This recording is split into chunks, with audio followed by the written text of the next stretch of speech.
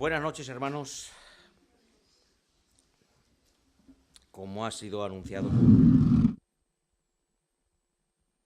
en este fin de semana vamos a tener una especie de seminario basado o enfocado hacia los eventos de los últimos días, pero lo vamos a estudiar desde el enfoque que le dio el más grande de todos los profetas que han existido, que fue Jesucristo mismo. Jesucristo no solamente fue un maestro, no solamente fue un gran rabino, nuestro Salvador, nuestro Redentor, fue también un gran profeta. Así lo reconoció la mujer samaritana, aunque dudaba, me parece que eres un profeta, y así lo reconocieron otros. Y no cabe duda de que en la vida de Jesús hay profecías importantes,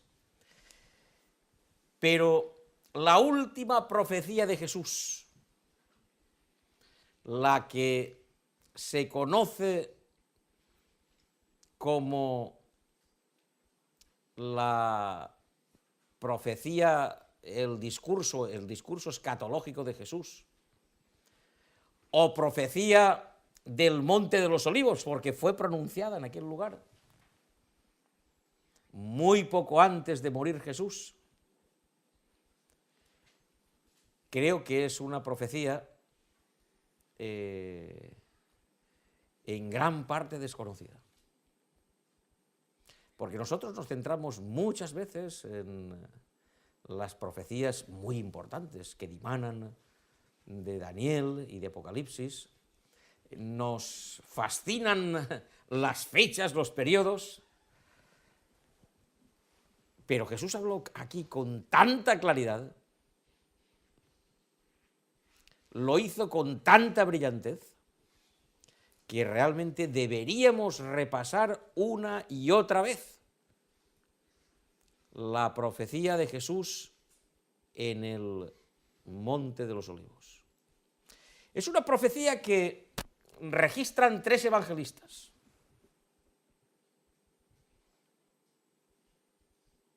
Marcos, en el capítulo 13, cortita, pero importante. Lucas, en el capítulo 21, también, pero muy importante por algunos datos que da. Pero nosotros hoy nos vamos a centrar en Mateo.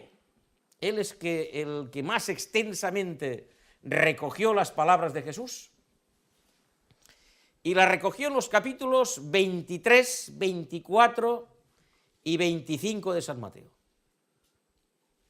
Muchas veces solo estudiamos los capítulos 24 y 25, solo leemos los capítulos 24 y 25, y son los que vamos realmente a estudiar. El 23 también forma parte de eso. El 23 es el que nos prepara para el 24. Hoy no lo vamos a hacer, en estos días no lo vamos a hacer, pero es interesante.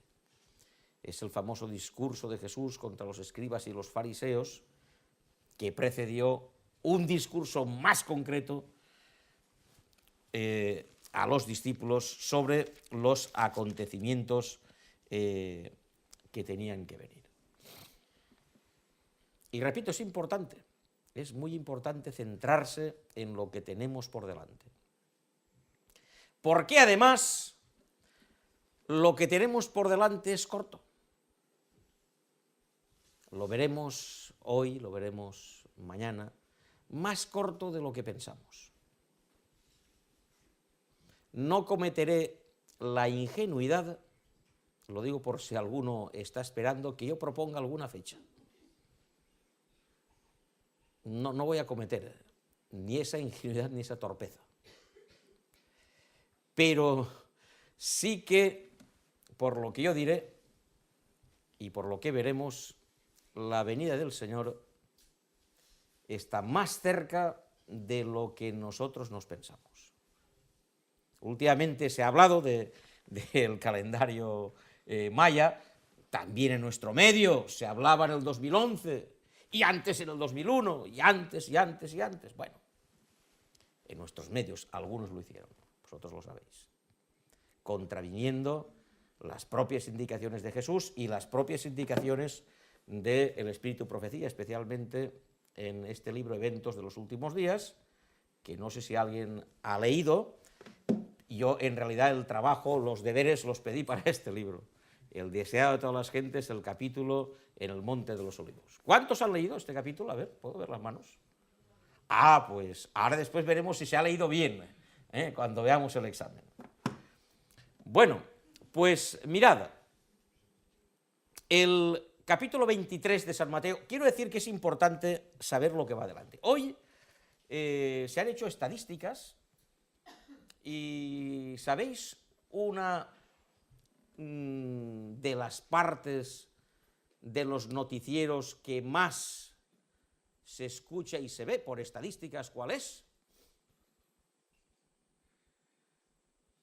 Noticieros hay varias partes, hay parte de deportes, hay parte de política, hay parte de economía, hay parte... ¿Cuál es la parte que más se ve? Sí, señor, es el tiempo. Estadísticamente probado, pero en varias cadenas. En varias cadenas la gente, es verdad que lo han trabajado mucho, incluso, bueno, pues salen personas que trabajan esto, no es igual el hombre del tiempo cuando yo era joven, que cómo es el tiempo hoy. Esto ha cambiado muchísimo y a uno pues le gusta ver estas cosas. Y curiosamente, uno hoy depende menos del campo que antes, porque antes la gente dependía mucho del campo y solo disponíamos, en mi época, de un pequeño calendario, yo no sé cuántos lo han conocido, que se llamaba El Zaragozano. ¿Quién ha oído hablar del Zaragozano? Bueno, y allí leía la gente, tú Mario lo has oído hablar, ¿no? El Zaragozano. Bueno, todavía se vende, todavía lo vi en una... Y si se vende es porque la gente lo compra, pero bueno, basado en la sabiduría popular, la semana pasada tuve un aula cultural con los alumnos americanos y les hablaba del refranero español, que es muy rico. Y los refranes que tienen que ver con el tiempo son tremendos, son muchísimos. Para tal, para tal. La gente pues se basaba en la observación ancestral. Hoy día pues se basa en el tiempo, que tampoco es muy fiable, o sobre todo cuando pasan ya, estamos hablando de 9 o 10 días hacia allá, y es muy complicado acertar bien. Pero bueno, la gente le gusta saber, quiere saber previsiones, quiere saber hacia dónde va. Y desde el punto de vista espiritual, deseamos, tenemos que saber, no solamente hacia dónde vamos, que eso yo lo doy ya por sentado. Si a estas alturas no sabemos hacia dónde vamos, pues entonces tenemos que revisar profundamente nuestra situación. La pregunta no es, ya digo, hacia dónde vamos, porque eso lo sabemos. Es cómo nos preparamos para andar el trecho que nos queda hacia ese objetivo y cómo nuestra vida se adecúa a esa circunstancia, a ese gran evento que es la gran venida, la gloriosa venida de nuestro Señor Jesucristo. Cuando Jesús ya finalmente habló claramente, se dejó de rodeos, se quitó, digamos, la careta, él nunca la tuvo, pero fue prudente. Pero cuando ya habló de una manera clara a los dirigentes, a los escribas y fariseos, de su actitud, de lo que iba a pasar, capítulo 23 de San Mateo, ay de vosotros, escribas y fariseos, lo podéis leer. Al final termina diciendo, esto va a acabar mal. Jerusalén, Jerusalén, 23:37, que matas a los profetas y apedreas a los que te son enviados. ¿Cuántas veces quise juntar a tus hijos como la gallina junto a sus polluelos debajo de las alas y no quisiste? He aquí, vuestra casa os es dejada desierta, porque os digo que desde ahora no me veréis hasta que digáis, bendito el que viene en el nombre del Señor. Y esas palabras, dirigidas fundamentalmente a los escribas y fariseos y a los dirigentes del pueblo de Israel, empezaron a dar vueltas, porque las cosas que había dicho Jesús se cumplían. Eso fue dicho en el templo.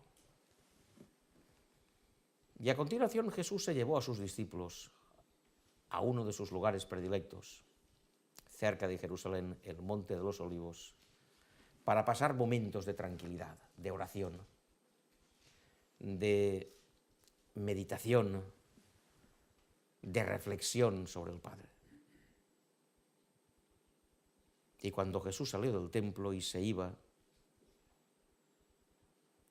se acercaron sus discípulos para mostrarle los edificios del templo. Era ya al atardecer. El templo era el templo de Herodes, el llamado templo de Herodes, el llamado segundo templo, un templo que fue considerado como una de las 7 maravillas del mundo, templo precioso. Un templo que Herodes, para congraciarse con los judíos, porque era medio judío, en realidad era medio idumeo, quiso hacerles esta gran construcción. Lo inició Herodes el Grande. Había contratado 10.000 obreros. En tiempos de Jesús estaba casi completamente terminado de construir, pero no del todo. De hecho, se terminó 2 años antes de su destrucción. Duró decenas y decenas de años. Una auténtica maravilla, hecho en mármol. El Monte de los Olivos queda situado hacia el este de Jerusalén. De tal manera que por la tarde el sol, cuando reflejaba sus rayos sobre el mármol, aquellos mármoles parecían rojo encendido y aquello le daba una brillantez, algo extraordinario. Y tanto Lucas como Marcos le dijeron: oye, mira qué maravilla. El gran orgullo de la nación judía. Y él les dijo: pues veis todo eso.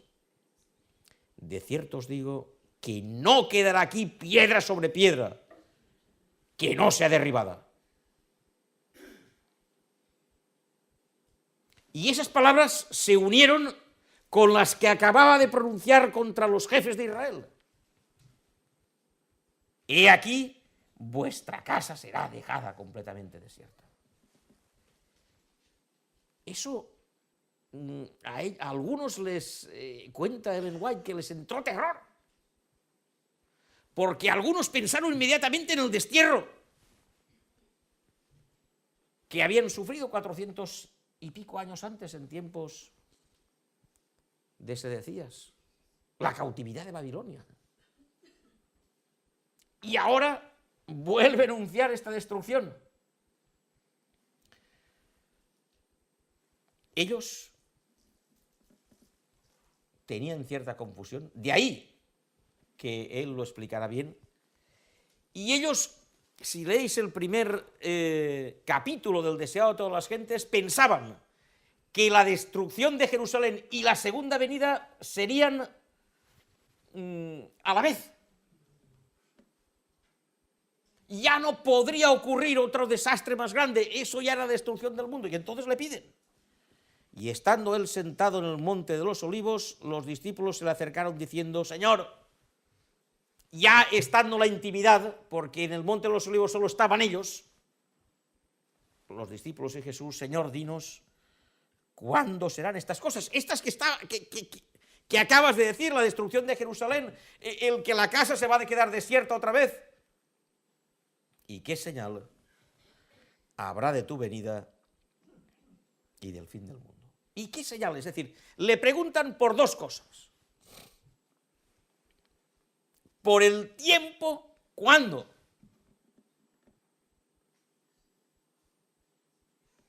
Y por las señales, los signos que precederían a ese acontecimiento que ellos creían que sucedería a la vez, la destrucción de Jerusalén y la segunda venida. ¿Y qué señales serían? Preguntan por dos cosas, por el tiempo y por las señales. Para ellos, reconocer, identificar, saber, posicionarse. Y Jesús responde. Y Jesús responde, pero al revés. Primero habló de las señales y después habló del tiempo. Habló del tiempo. Habló de las señales y del tiempo, pero diferenciando muy claramente, cosa que mucha gente ha pensado que en este capítulo están mezcladas los acontecimientos de una cosa y de otra. No, es falso. Está muy claramente definido. Jesús habló primero de las señales, las que precederían a la destrucción de Jerusalén, y después de las señales que precederían a la segunda venida. Si habéis leído con detenimiento el libro de Ellen White, ella lo explica muy bien, ya mañana esto lo veremos por la tarde. Y después habla del tiempo. El tiempo cuando sucedería la destrucción de Jerusalén y el tiempo cuando vendría Jesucristo lleno de gloria y majestad. Y esto va desde Mateo 24:3, que es Mateo 24 del 1 al 3 es la introducción, va desde Mateo 24:3 hasta Mateo 24:39. Esos son explicación de las señales y el tiempo, tanto de uno como de otro, pero por orden, no mezclado, no complicado, está por orden. Y el libro de Ellen White lo explica muy bien y mañana lo veremos. Y a continuación, para que, como Jesús es un maestro y le gusta mucho la didáctica, para que entendieran bien tanto una cosa como la otra, es decir, lo que acaba de explicar, Jesús lo ilustró con seis parábolas. 3 pequeñas y 3 grandes. 3 pequeñas que tienen una primera explicación y que después tienen su eco en una parábola más grande, pero que están relacionadas. Es una pequeñita que tiene su relación con una más grande, otra pequeñita que tiene su relación con otra más grande y otra pequeñita que tiene su relación con otra más grande. Las parábolas pequeñitas son las siguientes. La de los hombres y las mujeres que están en el campo, ¿verdad? Que unos son tomados o moliendo, unos son tomados y otros son dejados. Esa tiene su explicación su aplicación con una parábola grande que es la parábola de las ovejas y de los cabritos. Unos son tomados y unos son dejados. La parábola del siervo, o sea, del padre de familia que tiene que velar y que termina: velad vosotros y estad preparados porque el Hijo del Hombre vendrá a la hora que no pensáis. Esa tiene su aplicación en la parábola de las 10 vírgenes, que termina exactamente igual. La parábola de las 10 vírgenes termina: velad porque no sabéis ni el día ni la hora en que el Hijo del Hombre va a venir. Exactamente igual que esta pequeña parábola. Y después otra pequeña parábola, la del siervo fiel y el siervo infiel, que tiene su eco en la parábola de los talentos, y que terminan las dos igual. Las dos terminan igual, la pequeñita y la grande. Mirad cómo termina la pequeñita, la del siervo fiel e infiel. Y lo castigará duramente y pondrá su parte con los hipócritas, y allí será el lloro y el crujir de dientes. ¿Cómo termina la parábola de los talentos? Y al siervo inútil echadle en las tinieblas de afuera, y allí será el lloro y el crujir de dientes. Jesús cuenta 3 pequeñas parábolas, pequeñitas, que después las amplía y las desarrolla en 3 grandes. Jesús es un gran maestro. Y primero te voy a decir una pequeña ilustración, y por si no te has enterado, después te la voy a explicar con otra más grande, y así te enteras del todo. Bueno, pues este es el gran discurso de Jesucristo. El último. Jesús tiene 5 grandes discursos maravillosos. El primero es el Sermón del Monte, el discurso programático de Jesús. El segundo es el discurso de la misión, Mateo 10. El reino no solamente hay que exponerlo, hay que predicarlo. El tercero es Mateo 18, cómo se vive el reino en el interior de la iglesia. No, perdón, el tercero es Mateo 13, las parábolas de Jesús, cómo se explican las parábolas. El cuarto es cómo se vive en la iglesia.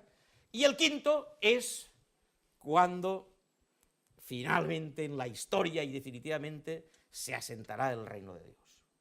Muy bien detallado, los 5 grandes discursos. Pues nosotros en estos 2 días, entre hoy y mañana, vamos a desarrollar, vamos a hablar, vamos a adaptarnos también a la forma de adoración de la Iglesia. Hoy, mañana por la mañana y mañana por la tarde, será un poco más de investigación para ver ese gran discurso. Yo he titulado este pequeño seminario el mapa del tiempo del fin. El mapa es muy importante.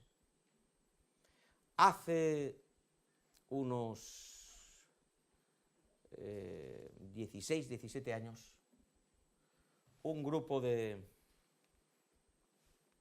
empresarios estaban en Montevideo, capital de Uruguay, y marchaban a Santiago de Chile en visita de negocios.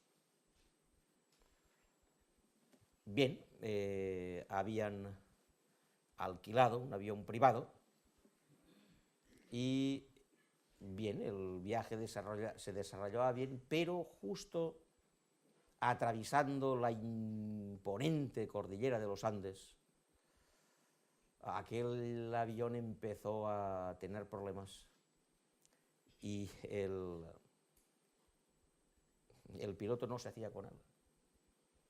Y cuando, bueno, para abreviar la historia, cuando él ya vio la cosa complicada, en un falso llano, a 4.000 metros de altura, hizo aterrizar aquella avioneta sobre algo que le parecía que era más o menos llano, de nieve, y la verdad es que la avioneta dio varios golpes, se hicieron algunos rasguños, pero no pasó nada. Es decir, salvo pequeños rasguños y heridas de poca consideración, no pasó nada. Estaban todos salvos, pero allí perdidos. Existían ya algunos teléfonos móviles, pero allí, como podéis ver, la cobertura era cero, no había nada. ¿Y qué pasaba en ese momento? No estoy hablando de aquellos que se perdieron una vez en los Andes y comieron unos a otros, se hizo una película, no, esto fue otra cosa. Entonces, nada, no sabían exactamente dónde estaban, bueno, uno de los que estaba allí tenía un mapa de montañas, era aficionado al montañismo, tenía un mapa de montañas, y entonces hacía buen tiempo, él tenía en ese mapa, pues, bien identificados los montes que había, el otro. Entonces lo primero que hizo fue, después de estar allí desesperados y de haber pasado un buen rato, pues mirar alrededor, situarse, mirar alrededor, y entonces observó las montañas que tenía cerca, bien, las observó. Y cuando las observó, miró el mapa que tenía y entonces trató de identificar las montañas que veía con el mapa que él tenía en la mano. Eso había naturalmente que comprobarlo. Eso no es fácil, porque si a ti te dan un callejero y tú ves escrito el nombre de la calle y cuando vas ves un letrero, te lo ves, pero claro, si en la montaña no pones esta montaña, eso no es tan fácil de saber dónde tú estás.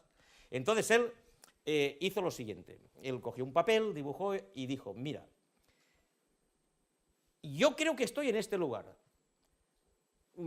Como a 3 kilómetros hay un tipo de montaña, si detrás de ella, que desde aquí no lo veo, pero en el mapa sí, aparecen 2 o 3 en esta posición, es que entonces estoy correcto.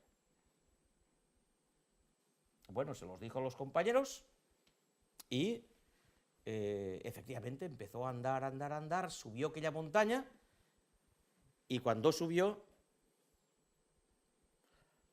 efectivamente miró y justo vio 3 otros picos que coincidían con los que él tenía en el mapa. Entonces él sí que supo en ese momento dónde estaba.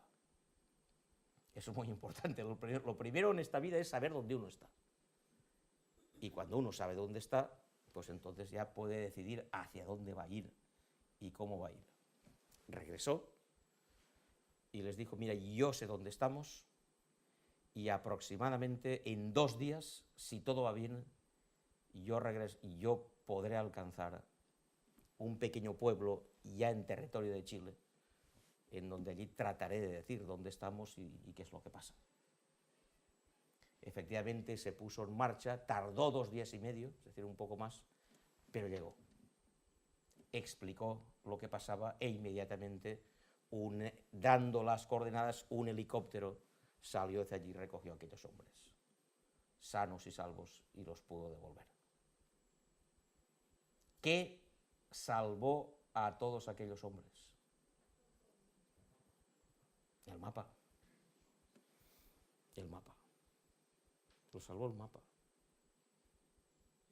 Pues Mateo 24 y 25 es el mapa con el que tenemos que navegar, con el que tenemos que caminar hacia el tiempo del fin. En un espacio corto, como el que disponemos la noche de hoy, el culto de mañana y la tarde de mañana, pues evidentemente no podemos ver pues con detalle todas estas pequeñas parábolas y las grandes parábolas, que sería desde luego fantástico. Yo me voy a centrar en esta noche en una parábola que será la del padre vigilante. Mañana me centraré en la parábola de los talentos, por la mañana en el culto, y por la tarde me centraré en lo que son las señales y lo que son el tiempo de la venida, y lo dialogaremos entre nosotros. Y así comprobaremos pues, el que ha estudiado, el que no ha estudiado, y sobre todo pues saldremos, ¿no?, de dudas. Yo creo que saldremos fortalecidos para encarar el tiempo que tenemos por delante, porque es muy importante y necesitamos, ¿no?, necesitamos confiar en que la segunda venida de Cristo pues es una realidad, y es una realidad cercana, muy, muy cercana. Dando por moralmente cierto de que Jesús va a venir pronto, en las parábolas que siguen a ese discurso, Jesús se propuso 2 cosas. Primera, ¿con qué actitud hemos de esperar esa venida? Porque una cosa es saber, pero otra cosa es cómo se prepara uno, en qué condición está uno. Y la segunda cosa es de qué manera, eso lo veremos mañana en el culto, nosotros vamos a trabajar para que esa venida del Señor sea efectiva, no solamente en nosotros, sino en la gente que nos rodea. Eso es lo que Jesús pretendió con esas parábolas, de las cuales solo veremos 2 de las 6.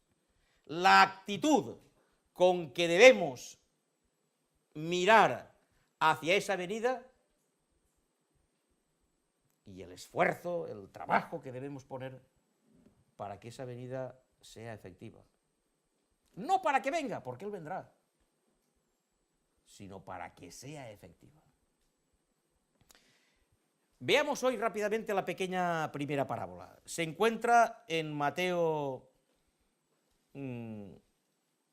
Podía hablar del juicio también, del juicio no hablaré en esta ocasión. Es muy interesante, tanto de los que están en el campo, los que están moliendo, como la de las ovejas y de los cabritos. Es muy interesante esa parábola, pero hoy no la veremos, ni en estos días tampoco.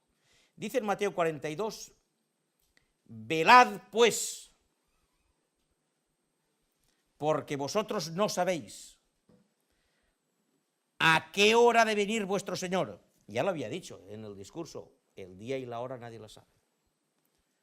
Velad pues, porque no sabéis a qué hora de venir vuestro Señor, pero sabed esto, que si el padre de familia supiera a qué hora el ladrón habría de venir, velaría y no dejaría minar su casa. Por tanto, también vosotros estad preparados, porque el Hijo del Hombre vendrá a la hora que no pensáis. Y yo, si hubiera sido Jesucristo, hubiera añadido, si hubiera sido hoy, y más pronto de lo que vosotros os pensáis.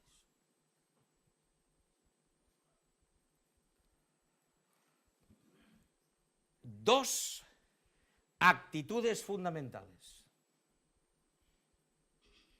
Velad. Y en el versículo 34, preparaos. Vigilancia y preparación. Dos actitudes fundamentales mientras esperamos el inminente, lo recalco, regreso del Señor. En primer lugar, vigilancia. Es curioso que las parábolas en Jesús también las cuenta por contraste. Como es un maestro que uno se descubre, esta parábola compara un poco la venida del Señor como un ladrón. Es un poco negativo, pero será un ladrón para aquellos que no estén preparados. En la parábola más grande, la de las 10 vírgenes, entonces lo compara con un novio. El novio, ¿verdad?, que espera a la novia. Esa ya es más bonita, tiene una parte negativa, una parte positiva, pero son maneras de contar para que uno lo cuente. El novio será, pues, la parte positiva y el ladrón será la parte negativa, es decir, si yo no estoy haciendo lo correcto, pues me pasará lo que me tiene que pasar. No es que el Señor es un ladrón, son maneras de contar, pero él lo vio así. Velad, estad atentos.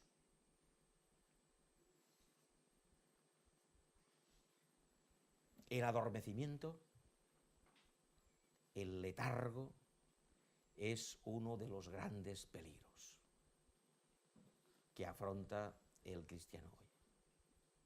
Se necesita estar muy alerta. La palabra de Dios nos dice en la epístola de Pedro que hoy en día Satanás está desplegando una actividad, o desplegaría en los últimos tiempos, mucho más grande que en ningún momento de la historia. Y dirá también, velad, porque el diablo anda como león rugiente. Y yo ya creo que os he contado que estando en Angola me dijeron los hermanos africanos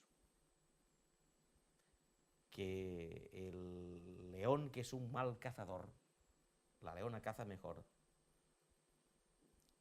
las presas las suele obtener la noche. Y cuando ha pasado una noche que no caza nada, y ve que se acerca el día y que ahí no cazará todavía menos, porque a la luz del día las presas se dan más cuenta, entonces a medida que él ve que se acerca el día, despliega toda su actividad, porque sabe que como no pille algo, ese día lo va a pasar mal. Y Satanás es lo mismo. Él sabe que cuando venga el Señor, ya se ha acabado. Y entonces, por eso está desplegando hoy toda clase de engaños. Y mucha gente cae. Pero la vigilancia es esencial. Hay que velar. Hay que velar. Y velar implica estar atentos. Velar es vigilar, es ver, es observar. Y es observar a la luz del prisma de la palabra de Dios. Porque claro, si no sabéis a qué hora debe venir vuestro Señor.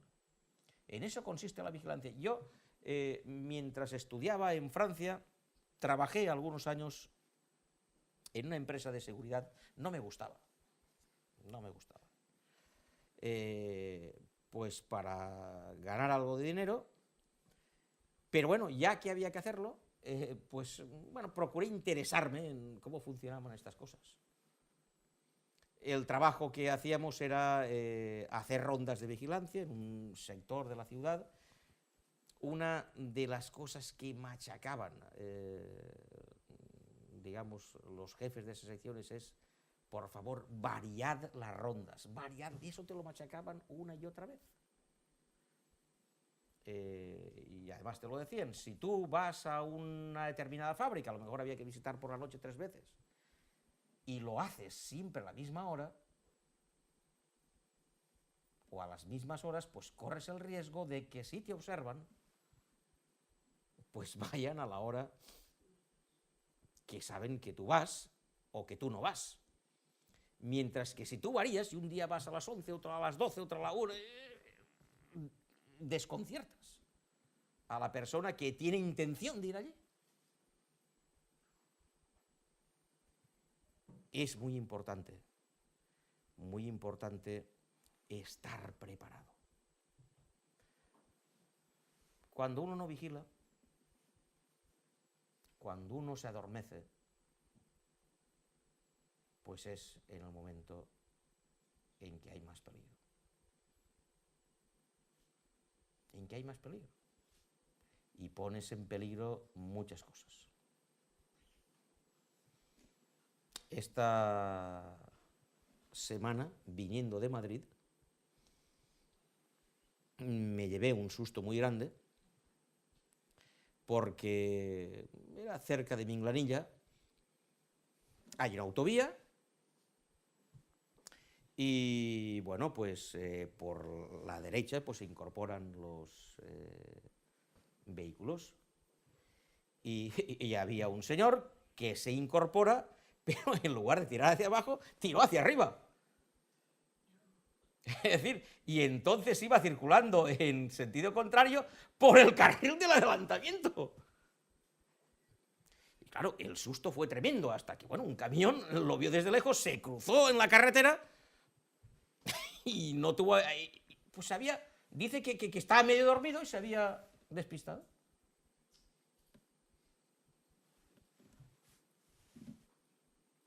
Y según él iba bien, porque iba por el carril de la derecha, pero claro, ibas por el carril de la derecha en autovía cuando los dos carriles van en el mismo sentido. Pues se había despistado. Por no vigilar, por no estar atento. Hay que estar atentos permanentemente. Y aquí no vale decir, es que hay que estar atentos porque claro, es que ahora puedes salir ahí a la calle y te puede atropellar uno y para ti ha venido el Señor. No, eso yo lo he escuchado muchas veces, pero eso a mí no me vale. Yo creo que no es el sentido. No hay que velar porque a mí me puede coger la muerte ahora, no. Hay que velar porque a mí me puede coger el diablo. Hermanos, no la muerte, el diablo. Y si me coge el diablo no valdrá nada para mí la venida de Jesús. Por eso hay que velar. no por si me cae una teja y me rompe la cabeza. Que eso yo le temo menos si estoy preparado. Hay que velar porque me puede agarrar el diablo. Y eso supone cada día tener que orar. Eso supone cada día tener que analizar nuestra vida espiritual. Eso supone cada día, en cada instante, ver dónde me encuentro. Y eso no puede ser, pues, bueno, es que yo vengo a la iglesia, tal. No, es que no es así. Eso es una vida de revisión constante, porque podemos caer en cualquier instante. Y más todavía cuando pensamos que estamos firmes, ya lo advirtió el apóstol Pablo. Si alguno piensa que está firme, cuidado, porque puede caer. Y las peores caídas son los que le pillan a uno descuidado. Entonces, hay que. Pero mirad que dice, es curioso que aquí habla el padre de familia. El padre de familia se puede aplicar este texto. Yo tengo que vigilar por mí y por los míos, claro que sí. Eso se puede aplicar evidentemente, por los que tenemos responsabilidades al frente de la familia, pero también se aplica a la responsabilidad que yo tengo sobre todos aquellos que me rodean, sobre todos aquellos que me rodean, que están a mi alrededor. Aquí no vale decir lo que dijo Caín, ¿acaso soy yo guarda de mi hermano? Pues claro que lo eres, le dijo el Señor, claro que sí. Claro que eres guarda de tu hermano. ¿O es que te crees que estás solo? ¿O es que te crees que te vas a salvar solo? Ni fuiste creado solo, ni te vas a salvar solo.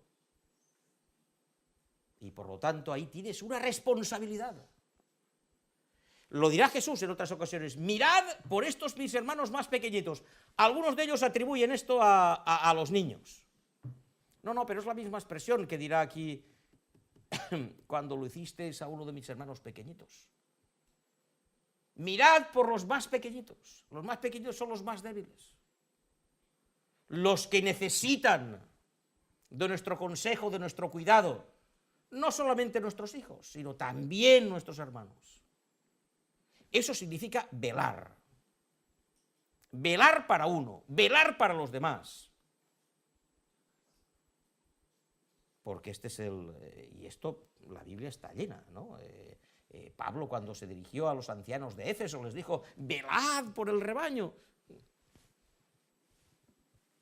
Y el segundo aspecto, después de decir velad, y de decir que el padre de familia debe estar atento porque puede venir y minar su casa, es decir, esta expresión, no se trata de que el diablo te agarra, pero te puede poner pequeñas cositas que son minas, que a lo mejor tú no te das cuenta, pero con el tiempo vas andando, la pisas y entonces ya no tienes nada que hacer. El diablo es especialista en introducir pequeños detalles. Me ofrecen una cervecita, me la bebo, esto no pasa nada. Y no pasa nada, es verdad. No se morirá nadie por eso. Pero entras en una senda, porque la segunda pues tampoco pasa nada. Y la tercera tampoco. Pero entras y entras y entras y al final pisas la mina. Y quien dice eso, pues dice conversaciones indebidas, programas indebidos, relaciones indebidas con personas que no debíamos tener. El diablo mina y tú no te das cuenta. Y cuando te das cuenta, entonces explota. Pero es tarde. Por lo tanto, dice en el versículo 44, estad preparados. Es el segundo aspecto. La segunda venida del Señor requiere preparación. A varios niveles. Requiere preparación. Igual que uno se prepara pues para aprobar un examen, que uno se prepara para, se debe preparar para el matrimonio, y por eso hacemos los pastores estos cursos prematrimoniales, se prepara para el bautismo, todo lo que en la vida requiera un mínimo de éxito o de seriedad requiere preparación. Si tú haces de cualquier manera la declaración de la renta, pues puedes salirte pues con una sorpresa. Hay que prepararlo bien las cosas. Y la segunda venida de Jesús hay que prepararse. ¿Y qué implica la preparación? Pues la preparación implica que yo, mi carácter, mi vida, la he de adecuar a esto. Implica que he de prepararme yo y he de preparar al mundo que me rodea. Y eso implica que he de orar para que venga.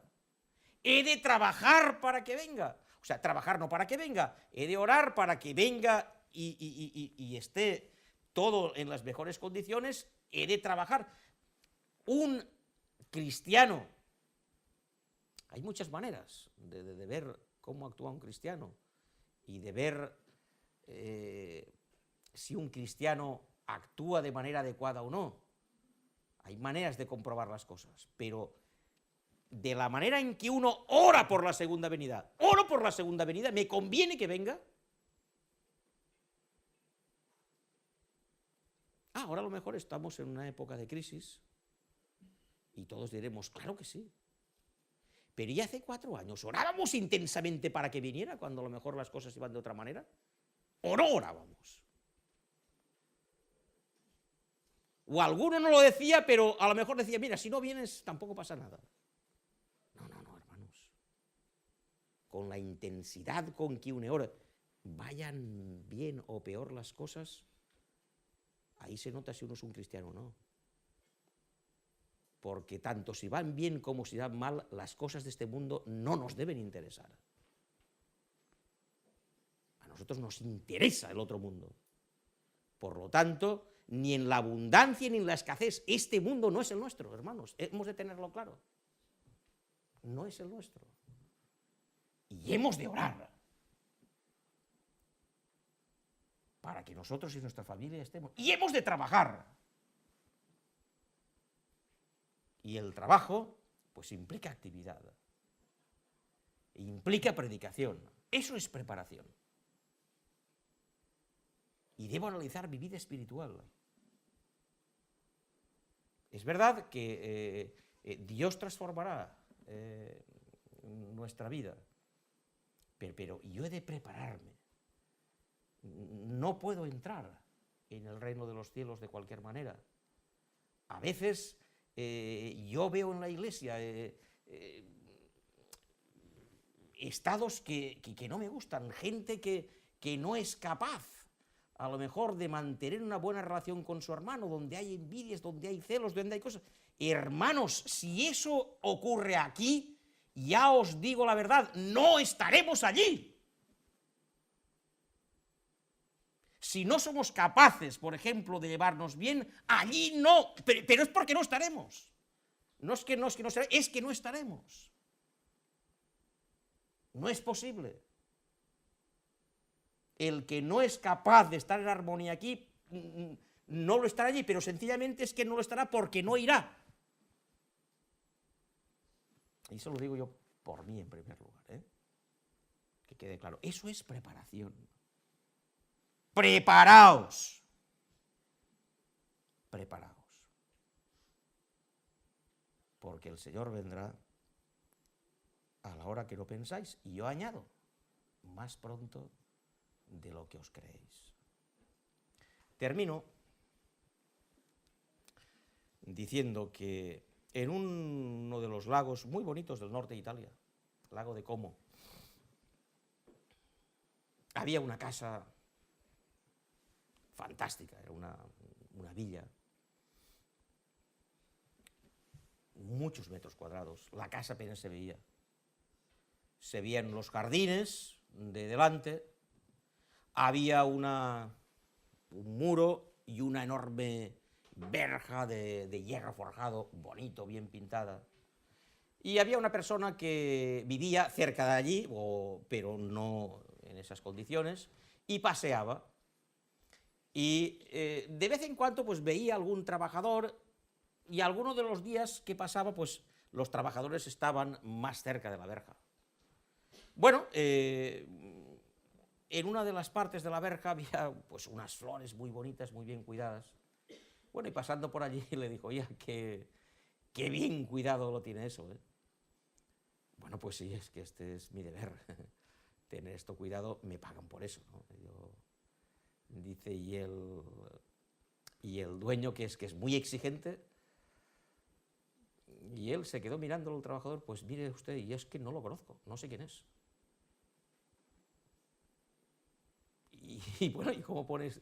No lo conozco, yo no sé quién es. No, mire, a mí me paga aquí un administrador, es el que me dice que haga este trabajo, y yo lo hago porque, bueno, pues lo tengo que hacer, y porque el dueño, al que no conozco, pues podría venir cualquier... No, le dijo el otro señor, claro, podía venir el dueño, yo qué sé, dentro de 2 semanas y está... Dijo, no, y yo lo hago como si fuera a venir ahora mismo, no dentro de 2 semanas, ahora mismo. Eso es lo que me mueve. Hermanos, tenemos que estar preparados, hay que estar vigilantes y hay que prepararse. Y eso son 2 actitudes individuales. Yo tengo que tomar la decisión de vigilar y de prepararme. Eso no es algo que yo puedo hacer por José Antonio, ni Mario puede hacer por mí. Lo tengo que hacer yo. Y lo tengo que hacer yo pensando en mí y pensando en los que me rodean, porque el Señor vendrá, y vendrá pronto.